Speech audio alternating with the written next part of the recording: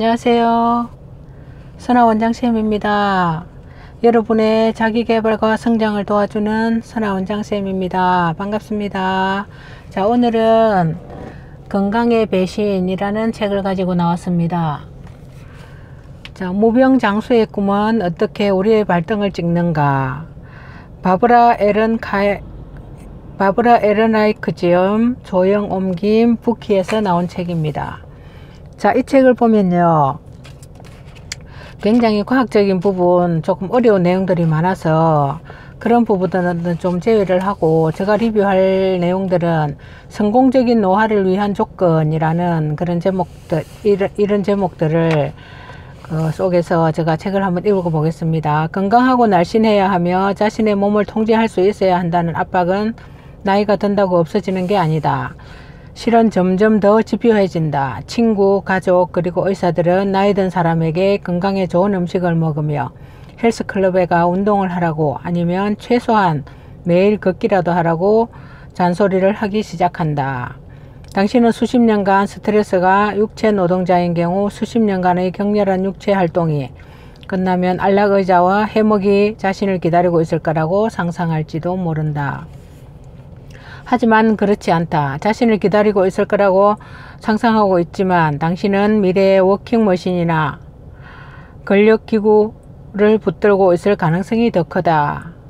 그런 장비를 사용할 여유가 있다면 말이다. 나이 든 사람들을 대상으로 전제하며 충고하는 건강 관련서를 보면 이렇게 설명한다.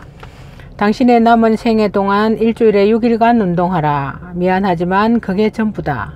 타협했어도 포기했어도 변명했어도 안 된다. 당신이 죽을 때까지 6일간 진지하게 다시 운동하라 라고 합니다. 자, 이렇듯 가혹한 조치를 취해야 하는 이유는 이렇다. 50세가 넘으면 운동은 더 이상 선택이 아니라 반드시 운동을 해야 하고, 그렇지 않을 경우 남는 건 늙는 것 뿐이다. 유급 운동에서는 은퇴했다 하더라도 이제 새로운 일이 생기는 것이다. 바로 헬스클럽에 가는 일이다. 이를 근사한 일이라고 생각하라. 실제로 그렇다. 50세를 넘는 사람들은 헬스클럽 회원권 시장에서 가장 빠르게 성장하는 인구군이다. 실버 스니커즈 같은 헬스클럽 체인들은 의도적으로 노인들을 타깃으로 삼는다. 심지어 젊은 사람들은 오지 못하게 하는 경우도 있다. 나이 든 사람들은 근육을 과시하는 남자들과 몸에 딱 붙는 운동복을 입은 날씬한 여자들을 보며 주눅 들고 싶어 하지 않는다는 이유에서이다. 백발의 노인들이 있는 것만으로도 젊은이들이 접근을 막기 어렵다고 느끼는 몇몇 헬스클럽에서는 무료 근력운동 기구를 제공하지 않는다. 엽기 같은 근력운동 기구를 들었다 떨어뜨리는 소리가 나이 든 사람들을 약 올리게 할 수 있고, 운동기구를 사용할 가능성이 좀 더 있는 노인들의 경우에는 그들로 인해 창피함을 느낄 수도 있기 때문이다.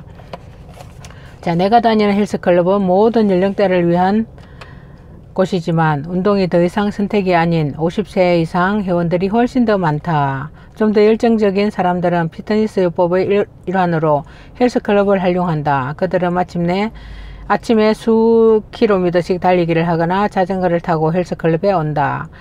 58세의 화이트 칼라 노동자의 마크는 출근하기 전 아침 6시에 운동을 하고 퇴근 후에 한 번 더 한다. 그의 목표는 뭘까? 계속하는 거죠. 생존의 대가는 끝없는 노동이다. 우리는 건강하게 늙어간 본보기로 프랑스의 여성 장 칼망을 언급하곤 한다. 그녀는 1997년 122세의 나이로 사망해 가장 오래 산 사람으로 공인받는다. 칼망은 평생 동안 일은 안 했지만 운동은 했다.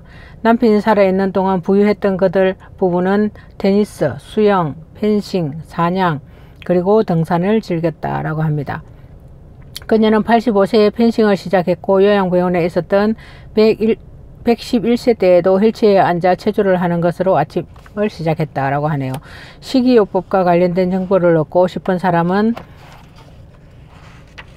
실망할지도 모르겠다. 그녀는 소고기와 튀긴 음식, 초콜릿, 파운드 케이크를 좋아했다라고 하네요. 또한 그녀는 오늘날의 기준으로는 상상할 수도 없을 만큼 담배를 많이 피웠고 때로는 시가도 피웠다. 금년 옹호자들은 그녀가 말년에 계속 기침에 시달렸다는 사실을 다행으로 여겨야 할지도 모른다. 이것이야말로 성공적인 노화다. 이를 위해 엄청나게 많은 시간이 든다는 걸 뺀다면 전혀 늙지 않는 것과 거의 구분이 되지 않는다.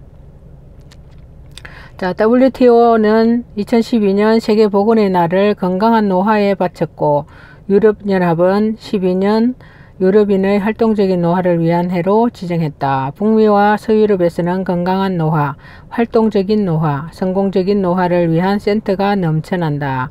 이 주제와 관련된 대중문화화 자기계발서가 융성하고 있다라고 하네요.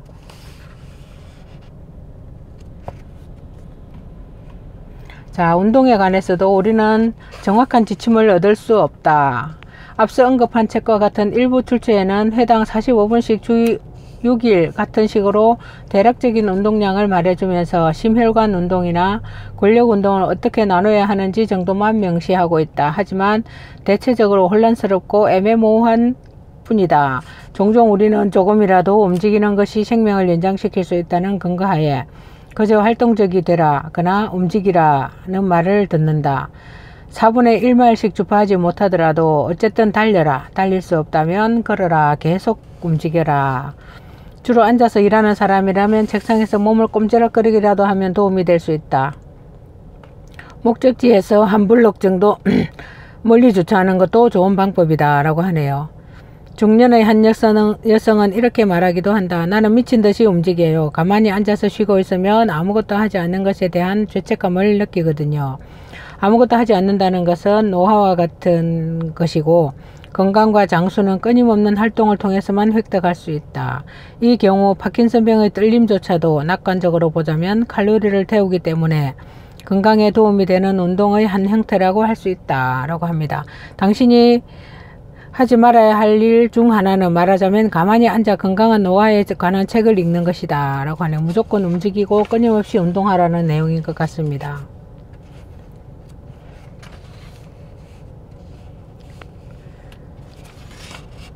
아무리 활기 넘치는 노인이라 해도 결국 노화란 신체적 장애가 늘어나는 일이라는 걸 깨닫게 된다. 신체적 장애는 종종 메디케어 가입 자격을 얻거나 처음으로 사회보장연금을 타는 나이가 되기 전에 시작되기도 한다. 시력 감퇴는 보통 40대에 시작되며 이로 인해 독서용 안경이 필요하게 된다. 폐경기는 50대 초반의 골다공증과 함께 갑작스럽게 닥쳐온다. 40대, 50대에 발생하기 시작하는 무릎과 허리 통증은 성공적 노화에 필요한 기동력을 위태롭게 만든다. 나처럼 나이 든 사람들은 헬스클럽에서 서로에게 이렇게 불평하곤 한다. 산 넘어 산이네. 아픈 것도 이젠 지긋지긋해. 하지만 이런 불평은 너무 흔하고 심지어 따분하기까지 해서 사실 잡담축에 속하지도 못한다.